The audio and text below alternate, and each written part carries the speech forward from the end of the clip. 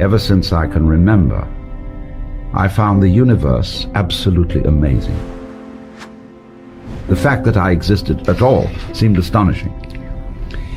But at the same time, I feel that a person who has these interests should also be sensuous, and that religion has no business excluding the sensuous aspect of our lives, in being so uptight about sex, for example, and down on it. So I regard my own life as a kind of, I have a foot in both worlds. I have a foot in the sky, as it were, and a foot very much on the earth.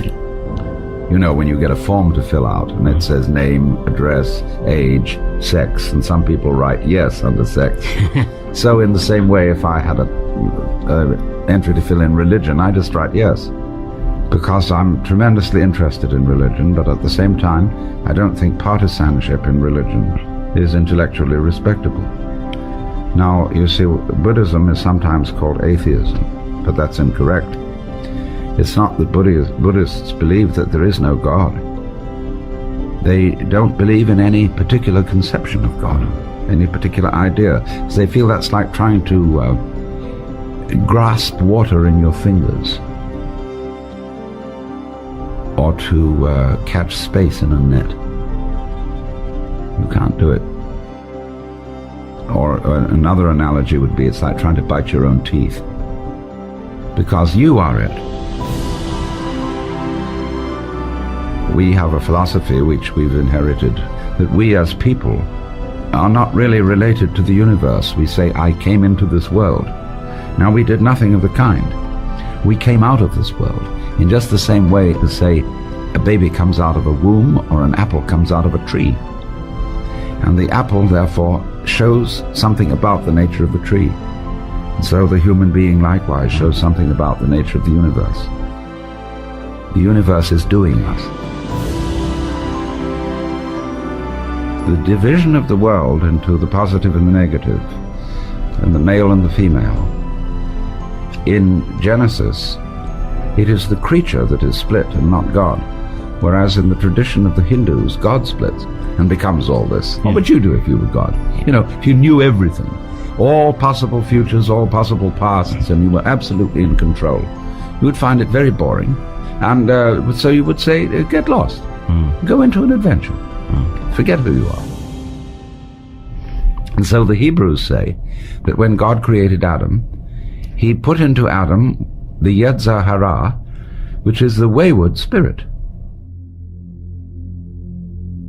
And I call it the element of irreducible rascality. And I find it very hard to relate to people who are not aware of this in themselves. People I really like have a certain glint in their eye, which indicates that they're not entirely perfect. I'm also saying that I realize that as a personality who's before the public eye, Alan Watts, I'm a bit of a fake. Maybe a genuine fake, but still I know that behind the front that I present to the world there's a good deal of scotch tape and wire and string and the stuff that holds it together. And I say this to give you courage to go on with your show, because you know very well that you've got a lot of wire and stuff holding the scene together and that you're not entirely what you look like on the outside. But all life is basically showbiz. The whole universe is, as you look out at it at night, a fireworks display. Well, we send up fireworks on the 4th of July and so on because we want to celebrate. And so in this way, the entire universe is a celebration. I know I retain my English way of talking, even though I live in the United States. I have given up trying to be natural, because I really don't know what it would be. I live in America. To be natural here, what? Should I speak like a Hopi? What? Or like Middle West? Or like I came from Boston? Or like Los Angeles? Say Los Angeles? I don't know. Of course, I take the premise that everything is natural.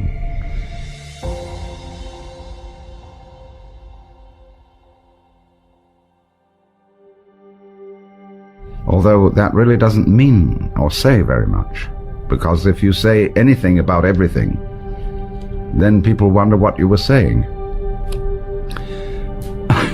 This is the deepest problem of philosophy, because all words are like boxes. Where you say, are you male or female?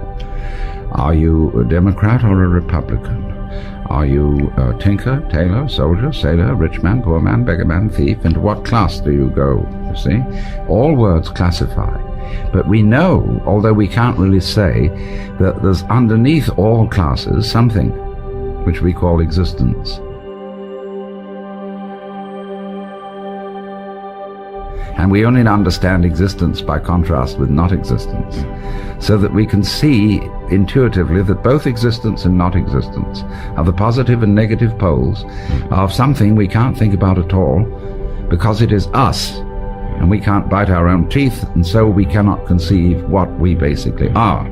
But some people have got onto it, that there is that, and therefore they're not afraid of death, because they know that's just the negative pole in now you see it, now you don't. Is you is or is you ain't? Well, you have to be ain't to be is. You wouldn't know that you were alive unless you'd once been dead. All knowledge is a matter of contrast.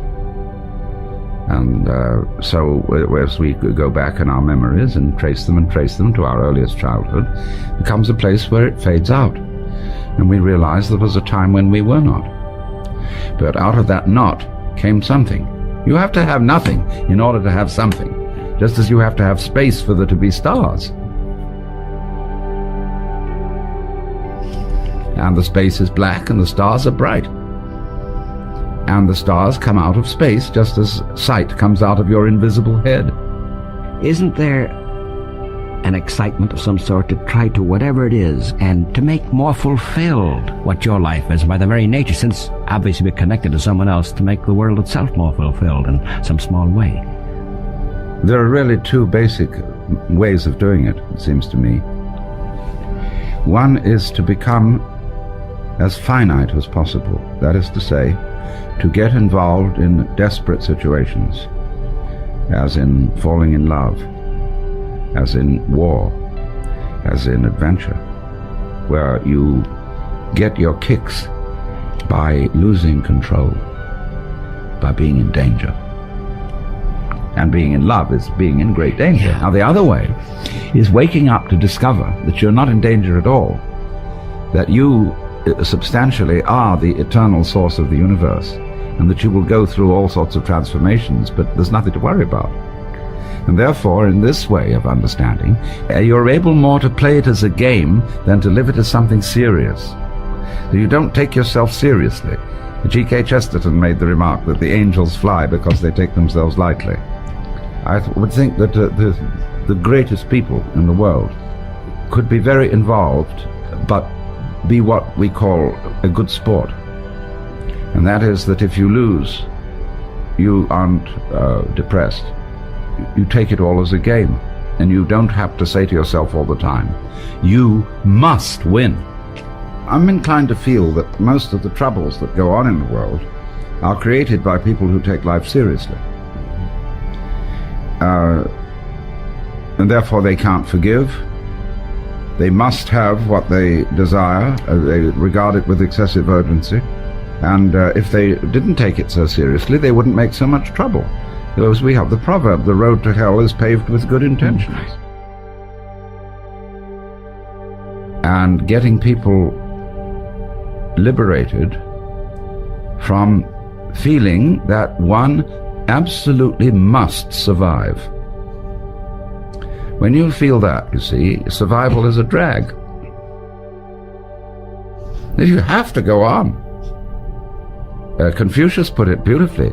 He said, a man who understands the nature of life in the morning can die with content in the evening, because he's liberated from feeling that he absolutely must go on.